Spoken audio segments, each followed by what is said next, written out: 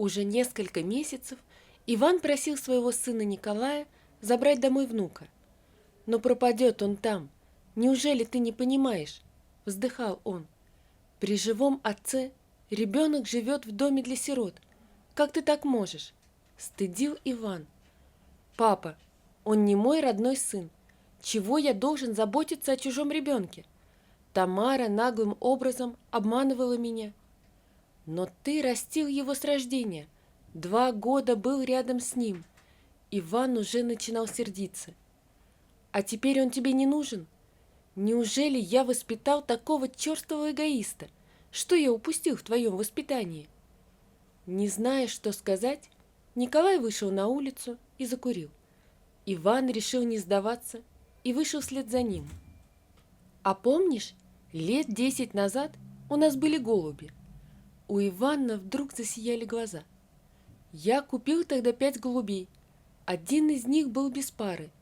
Всю зиму они провели в голубятне, затем нанесли яиц и стали отогревать своих птенцов. Весной, когда потеплело, они вылетели на улицу. Я любовался ими, такие красивые, с длинными хвостами. Одинокого голубя все по очереди клевали, будто хотели сказать: «Не лезь, это моя голубка, это мои дети». И тут что-то черное стрелой пролетело по двору, и голуби на крыше переполошились. Я заметил, что не стало одной голубки, а там же ее дети. Я понял, что голубку схватил ястреб. Когда они все залетели в свое жилище, я залез к ним по лестнице. Голубят, оставшихся без мамы, стали по очереди отогревать другие голуби. Тот самый голубь, которого все клевали, садился и грел чужих ему птенцов. «И что ты хочешь этим сказать?» Николай взглянул на отца. «А то хочу сказать, что люди не голуби. Какая-то вертихвостка родит и тут же может бросить своего ребенка у мусорного бачка, а отец может спокойно отказаться от сына, которого когда-то любил. А голуби этого не сделают. Отец, она специально обманула, выскочила замуж за меня, будучи беременной от другого. Что я должен сделать? Простить и принять чужого сына? Хоть Тамара и попала в беду, я все равно не могу переступить через себя, не могу ее простить. А ты не думал, что она полюбила тебя, а правду скрыла, потому что боялась потерять? Такие мысли не приходили тебе в голову?» — кричал Иван. «Не знаю, отец, я ничего не знаю». Николай познакомился с Тамарой случайно. На замерзшей дороге девушка поскользнулась и упала. Парень помог ей подняться, взглянул на нее. Девушка была очень красивая. «Девушка, аккуратнее нужно быть. Если бы не я, то вы бы обязательно упали бы», — смеялся Коля. «Очень благодарна, вы мой спаситель», — улыбнулась Тамара. В эту минуту Николай почувствовал тепло, которое исходило от незнакомки. Ее улыбка была очень милой и искренней, а синие-голубые глаза излучали доброту и нежность. Слово за слово они разговорились. Николай проводил ее до дома, и с тех пор они стали встречаться.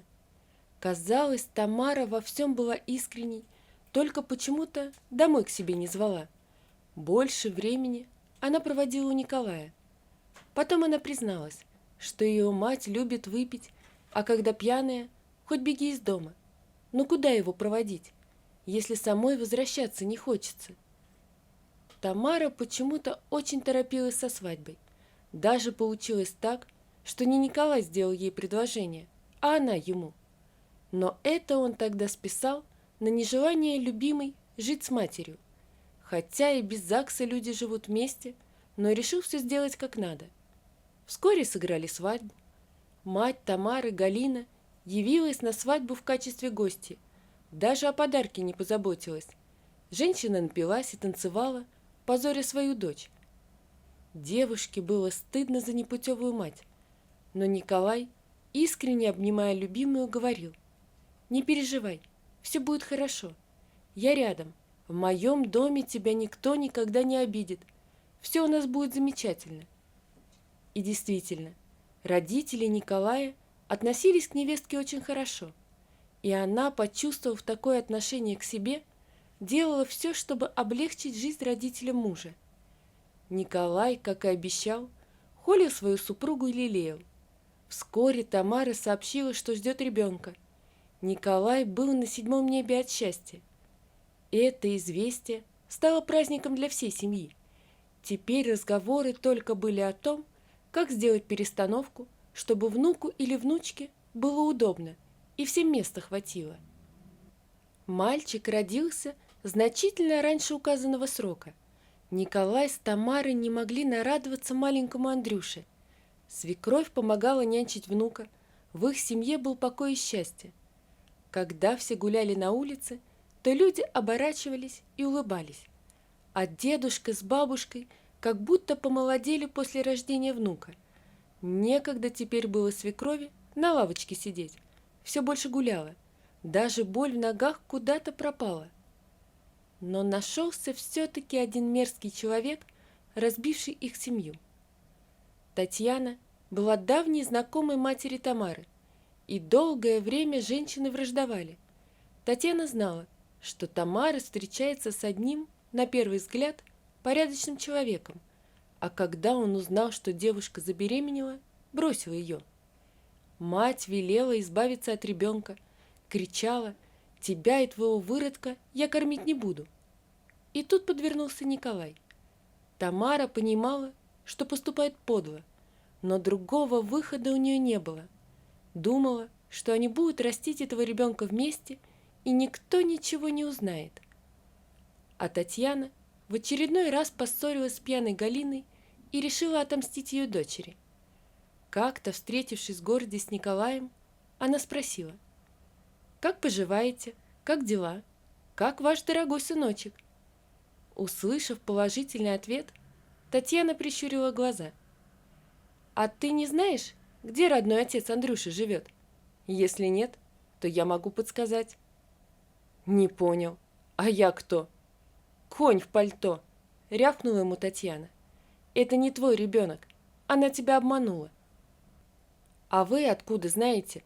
Вы что, свечку держали?» — спросил Николай, но Татьяна сразу же удалилась.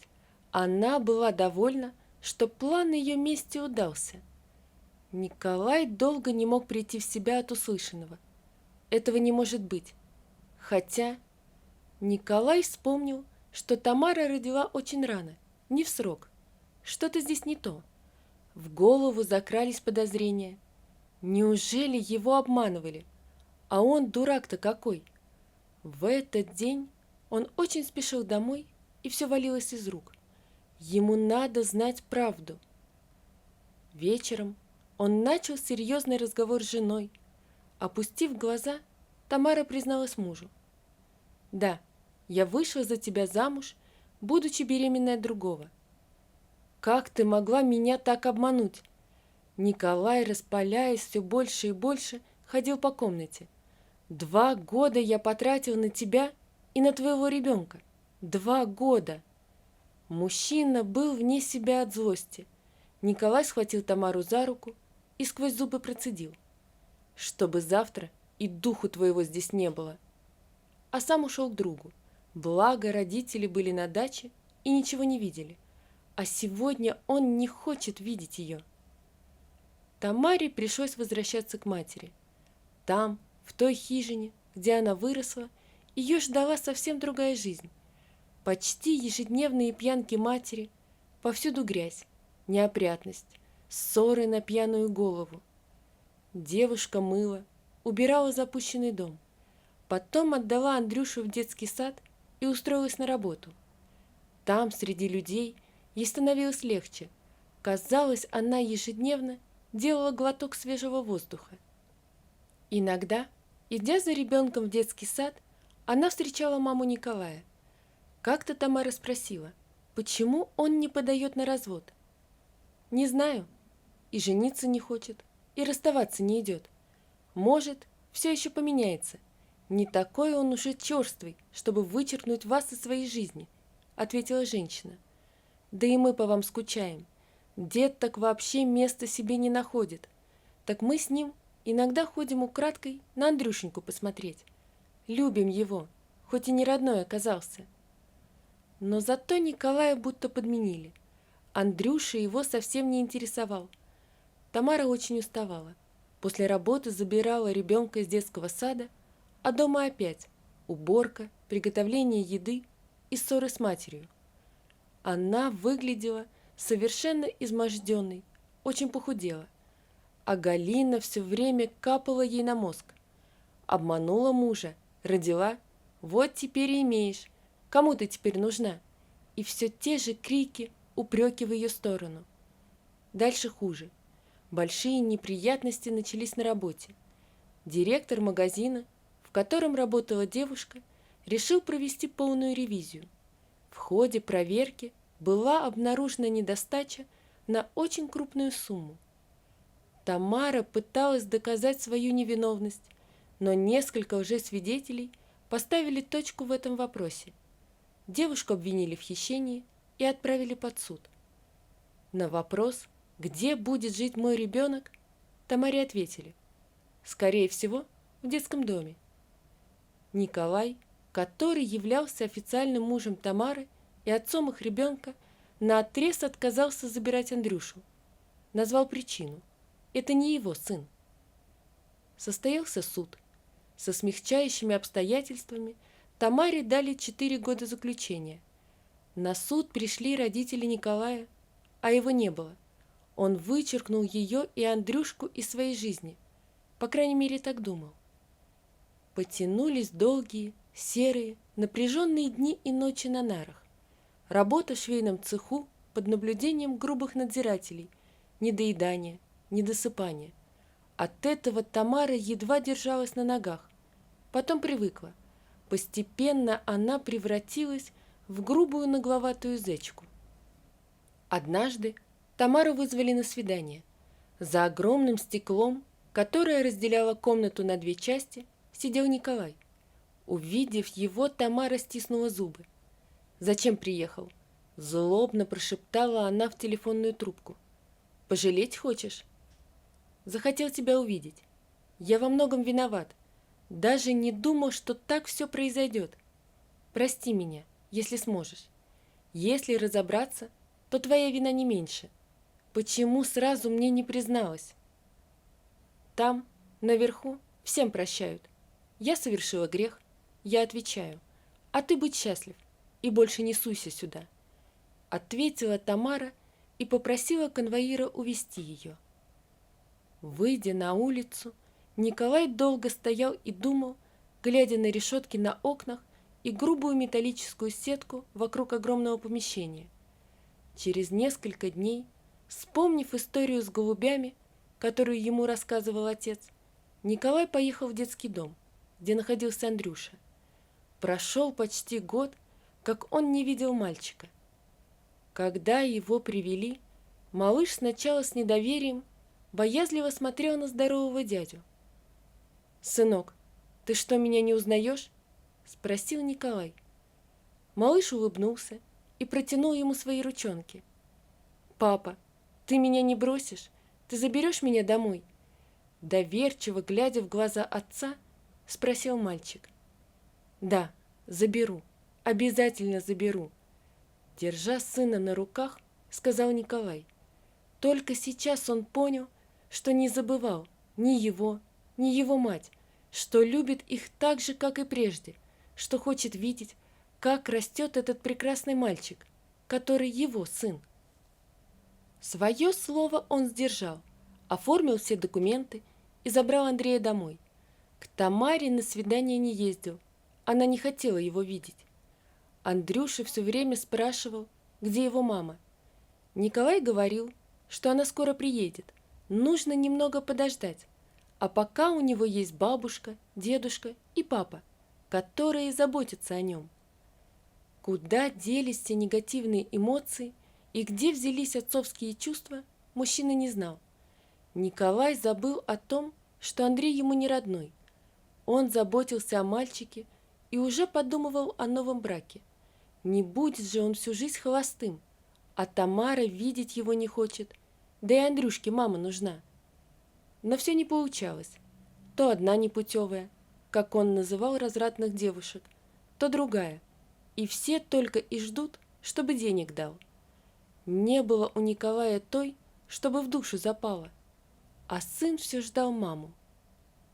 Через 2 года Николай узнал, что Тамару освободили по амнистии. Приехала она в дом своей матери. Галины не стало год назад, поэтому девушка наконец-то могла жить спокойно в своем доме. Тамаре необходимо было найти работу, чтобы опекунский совет разрешил забрать сына. Соседи говорили: совсем изменилась девушка. Нет уже той Тамары, что все время плакала. Теперь она жесткая и уверенная в себе особа. Вот что тюрьма с людьми делает. Николай взял Андрюшку, поехал к Тамаре. Сказал сыну, что их ждет мама. Он не знал, какой будет их встреча, просто не представлял, но они должны встретиться. И вот эта улица, этот дом, старый, полуразрушенный, в котором уже давно никто не жил. Андрюше Николай приказал подождать за воротами, а сам подошел к двери. Он только взялся за ручку, как дверь открылась. Перед Николаем стояла Тамара. Это была уже не та милая и нежная девушка. Перед ним стояла худощавая, очень красивая женщина. От ее ледяного взгляда мурашки бежали по коже. 2 минуты они молча смотрели друг на друга. Каждый из них думал о чем-то своем, забытом и далеком. «Чего ты приехал?» — опомнилась наконец девушка. «Скоро я заберу своего сына, не волнуйся». Из-за ворот выбежал Андрей. «Мама! Мамочка! Мамочка!» — закричал ребенок и бросился Тамаре на шею. Она схватила сына на руки, слезы градом полились из ее глаз. Тамара смотрела на Николая. В ее глазах уже не было злобы и жестокости. Лед в ее сердце растаял. Николай подошел к Тамаре, обнял ее и поцеловал. Они стояли на дворе, словно голуби, и теплом своих рук согревали сыночка, который крепко обнимал маму, папу и был счастлив. Вот такая история, друзья. Напишите, пожалуйста, что вы думаете об этой истории. Не забудьте подписаться на канал и поставить лайк. Всего вам доброго. До свидания.